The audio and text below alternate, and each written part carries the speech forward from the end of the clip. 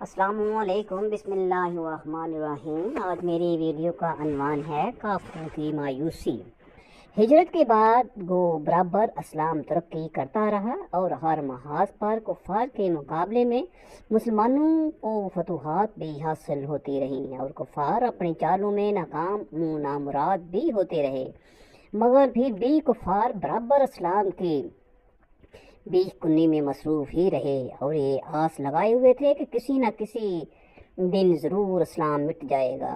اور پھر عرب میں بت پرستی کا چرچا ہو کر رہے گا۔ کفار اپنی اسی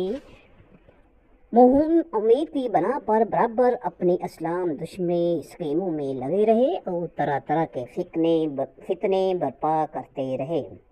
مگر 10 حجۃ الوداع کے موقع پر جب کافروں نے مسلمانوں کا عظیم مجمع میدان عرفات میں دیکھا اور ان ہزاروں مسلمانوں کے اسلامی جوش اور سرور کے ساتھ ان کی والہانہ جذبات عقیدت کا نظارہ دیکھ لیا تو کفار کے حوصلوں اور ان کی موہوم امیدوں پر اوس پڑ گئی اور وہ اسلام کی تباہی بربادی سے بالکل ہی مایوس ہو گئے۔ چنانچہ اس واقعے کی عکاسی کرتے ہوئے خاص میدان عرفات میں بعد اثر یہ آیات نازل ہوئیں۔ الیوم یئس الذین کفروا من دینکم فلا تخشوہم واخشون الیوم اکملت لکم دینکم وَأَتْمَمْتُ عَلَيْكُمْ نِعْمَتِي وَرَضِيتُ لَكُمُ الْإِسْلَامَ دِينًا۔ آج تمہاری دین کی طرف سے کافروں کی آس ٹوٹ گئی تو ان سے نہ ڈرو اور مجھ سے ڈرو۔ آج میں نے تمہارے لیے تمہارا دین مکمل کر دیا اور تم پر اپنی نعمت پوری کر دی اور تمہارے لیے اسلام کو دین پسند کیا۔ روایت ہے کہ ایک یہودی نے امیر المومنین حضرت عمر فاروق رضی اللہ تعالی عنہ سے کہا کہ تمہاری کتاب میں ایک ایسی آیت ہے، اگر ہم یہودیوں پر ایسی آیت نازل ہوئی ہوتی تو ہم لوگ اس دن کو عید کا دن بنا لیتے۔ تو آپ نے فرمایا کہ کون سی آیت؟ تو اس نے کہا کہ الیوم اکملت لکم دینکم۔ تو آپ نے فرمایا کہ جس دن اور جس جگہ اور جس وقت یہ آیت نازل ہوئی ہم اس کو اچھی طرح جانتے اور پہچانتے ہیں۔ وہ جمعے کا دن تھا اور عرفات کا میدان تھا اور حضور علیہ الصلوۃ والسلام عصر کے بعد خطبہ ارشاد فرما رہے تھے کہ یہ آیت نازل ہوئی۔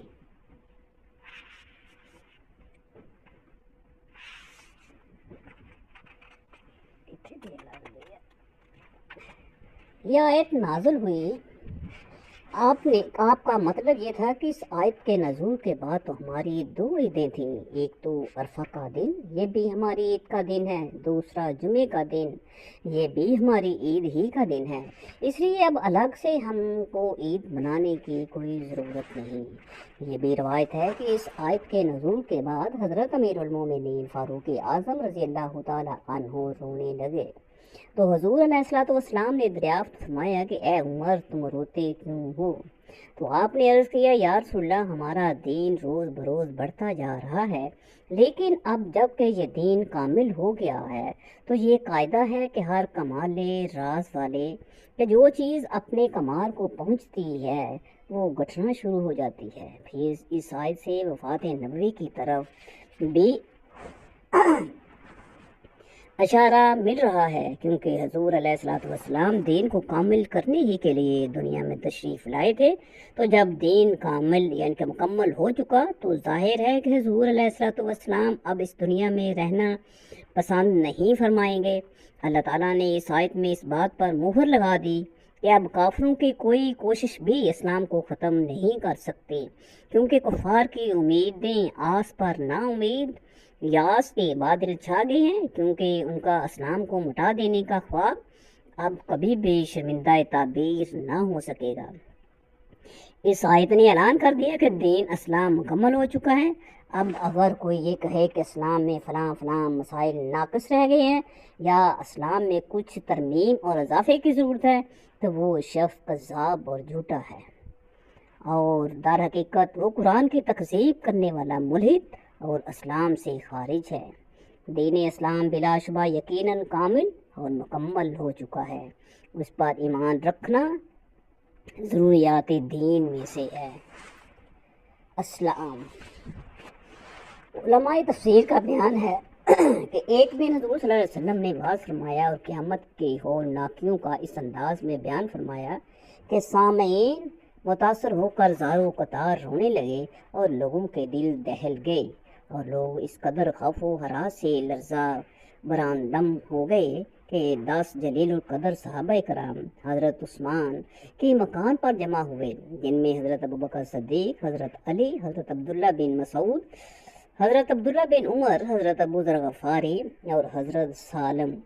اور حضرت سلیمان فارسی اور حضرت موکل بن مقرن، حضرت عثمان بن مظعون رضی اللہ تعالیٰ عنہ اجمعین تھے۔ اور ان حضرات نے آپس میں مشورہ کر کے یہ منصوبہ بنایا کہ اب آج سے ہم لوگ سادھو بن کر زندگی بسر کریں گے،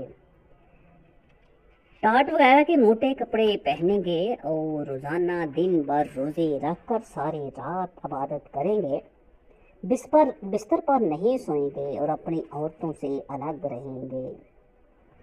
اور گوشت، چربی اور گھی وغیرہ کوئی مرغن غذا نہیں کھائیں گے،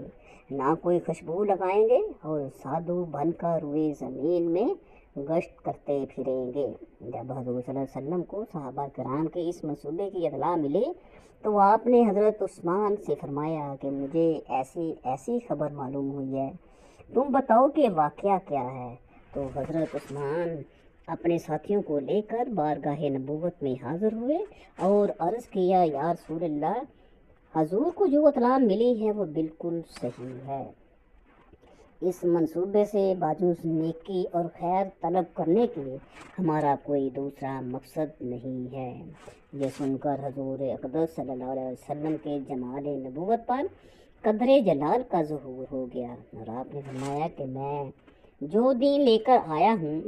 اس میں ان باتوں کا حکم نہیں ہے، سنو، تمہارے اوپر تمہاری جانوں کا بھی حق ہے، لہذا کچھ دن روزہ رکھو اور کچھ دنوں میں کھاؤ پیو اور رات کے کچھ حصے میں جا کر عبادت کرو اور کچھ حصے میں سو رہا کرو۔ دیکھو، میں اللہ کا رسول ہو کر کبھی روزہ رکھتا ہوں اور کبھی روزہ نہیں بھی رکھتا، اور گوشت، چربی، گھی بھی کھاتا ہوں، اچھے کپڑے بھی پہنتا ہوں، اور اپنی بیویوں سے بھی تعلق رکھتا ہوں اور خوشبو بھی استعمال کرتا ہوں۔ یہ میری سنت ہے، اور جو مسلمان میری سنت سے منہ موڑے گا وہ میرے طریقے پر اور میرے فرما برداروں میں سے نہیں ہوگا۔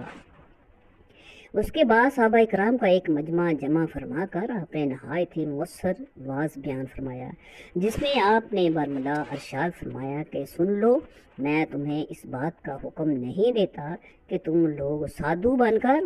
راہبانہ زندگی بسر کرو،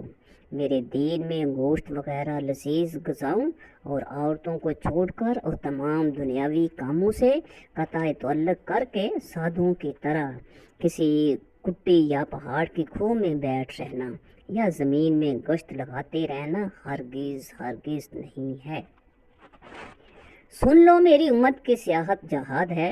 اس لیے تم لوگ بجائے زمین میں گشت کرتے رہنے کی جہاد کرو اور نماز، روزہ اور حج زکوٰۃ کی پابندی کرتے ہوئے خدا کی عبادت کرتے رہو، اور اپنی جانوں کو سختی میں نہ ڈالو، کیونکہ تم لوگوں سے پہلے اگلی امتوں میں جن لوگوں نے سادھو بن کر اپنی جانوں کو سختی میں ڈالا تو اللہ تعالیٰ نے بھی ان لوگوں پر سخت احکام نازل فرما کر انہیں سختی میں مبتلا فرما دیا، جن احکام کو وہ لوگ نبھا نہ سکے، اور بالآخر نتیجہ یہ ہوا کہ اللہ تعالیٰ کے احکام سے منہ موڑ کر وہ لوگ ہلاک ہو گئے۔ حضور اکرم صلی اللہ علیہ وسلم کی اس واعظ کے بعد ہی سورۃ مائدہ کی مدرجہ ذیل آیات شریف نازل ہو گئی۔ یا ایھا الذین آمنوا لا تحرموا طیبات ما احل اللہ لکم ولا تعتدوا ان اللہ لا يحب المعتدین وکلوا مما رزقکم اللہ حلالا طیبا طیبا واتقوا اللہ الذی انتم بہ مؤمنون۔ اے ایمان والو، حرام نہ ٹھہراؤ ستھری چیزوں کے اللہ تعالیٰ نے تمہارے لیے حلال کی، اور حد سے نہ بڑھو، بے شک حد سے بڑھنے والے اللہ تعالیٰ کو ناپسند ہیں۔ اور کھاؤ جو کچھ تمہیں اللہ نے روزی دی حلال پاکیزہ، اور ڈرو اللہ تعالیٰ سے جس پر تمہیں ایمان ہے۔ ان آیات سے سبق ملتا ہے کہ اسلام میں سادھو بن کر زندگی بسر کرنے کی اجازت نہیں ہے۔ عمدہ غذاؤں اور اچھے کپڑوں کو اپنے اوپر حرام ٹھہرا کر اور بیوی بچوں سے قطع تعلق کر کے سادھو کی طرح کسی کٹیا میں دھونی رچا کر بیٹھ رہنا یا جنگلوں اور بیابانوں میں چکر لگاتے رہنا، یہ ہرگز اسلامی طریقہ نہیں ہے۔ خوب سمجھ لو کہ جو مفت خور بابا لوگ اس طرح کی زندگی گزار کر اپنی درویشی کا ڈھونک رچا کر کٹیوں یا میدانوں میں بیٹھے ہوئے اپنی بابائیت کا پرچار کر رہے ہیں اور جاہلوں کو اپنے دام تزویر میں پھانسے ہوئے ہیں، خوب آنکھ کھول کر دیکھ لو اور کان کھول کر سن لو کہ یہ سادھو کا رنگ ڈھنگ اسلامی طریقہ نہیں ہے، بلکہ اصل اور سچا اسلام وہی ہے جو رسول اللہ صلی اللہ علیہ وسلم کی سنت اور ان کے مقدس طریقے کے مطابق ہو۔ لہٰذا جو شخص سنتوں کا دامن تھام کر زندگی بسر کر رہا ہو،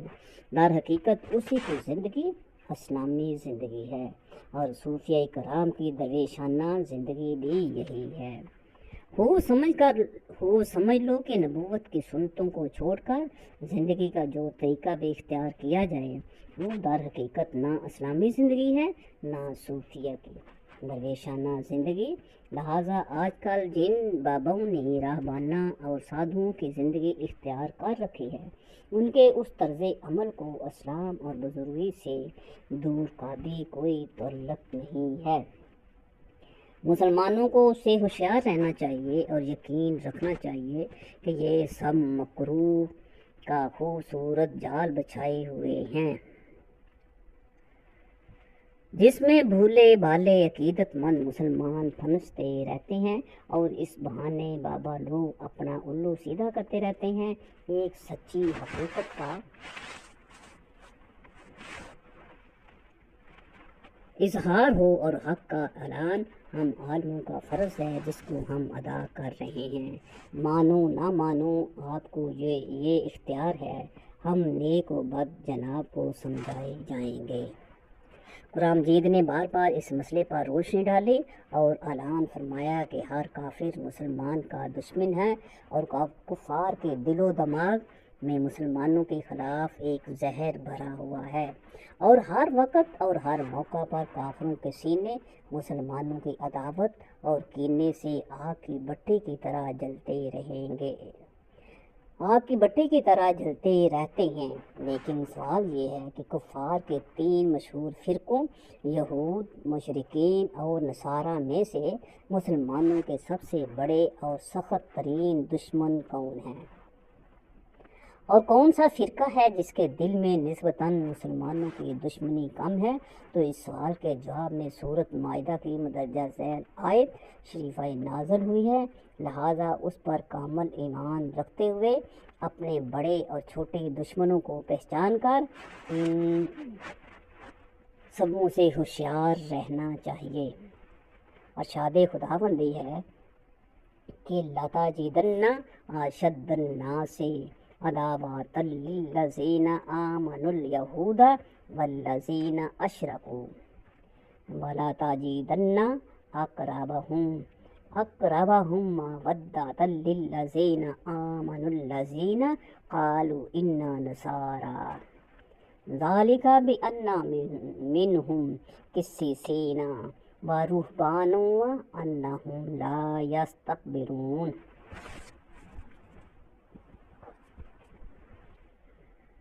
ضرور تم مسلمانوں کا سب سے بڑھ کر دشمن یہودیوں اور مشرکوں کو پاؤ گے، اور ضرور تم مسلمانوں کی دوستی میں سب سے زیادہ قریب ان کو پاؤ گے جو کہتے تھے کہ ہم نصارہ ہیں، یہ اس لیے کہ ان میں عالم اور درویش ہیں اور یہ غرور نہیں کرتے۔ اس آیت کی روشنی میں گزشتہ تواریخ کے صفحات کی ورق گردانی کر کے اپنے ایمان کو مزید اطمینان بخشیے کہ یہودیوں اور مشرکوں نے مسلمانوں کے ساتھ جیسی سخت عداوتوں کا مظاہرہ کیا ہے، عیسائیوں نے ان لوگوں سے بہت کم مسلمانوں کے ساتھ برا برتاؤ کیا ہے، اور یہودیوں اور مشرکوں نے مسلمانوں پر جیسے ظلم و ستم کے پہاڑ توڑے ہیں، عیسائیوں نے اس درجہ مسلمانوں پر مظالم نہیں کیے ہیں۔ لہٰذا مسلمانوں کو چاہیے کہ یہود و مشرکین کو اپنا سب سے بڑا دشمن تصور کر کے کبھی بھی ان لوگوں پر اعتماد نہ کریں اور ہمیشہ ان بدترین دشمنوں سے ہوشیار رہیں، اور عیسائیوں کے بارے میں بھی یہی عقیدہ رکھیں کہ یہ بھی مسلمانوں کے دشمن ہی ہیں، مگر پھر بھی ان کے دلوں میں مسلمانوں کے لیے کچھ نرم گوشے بھی ہیں،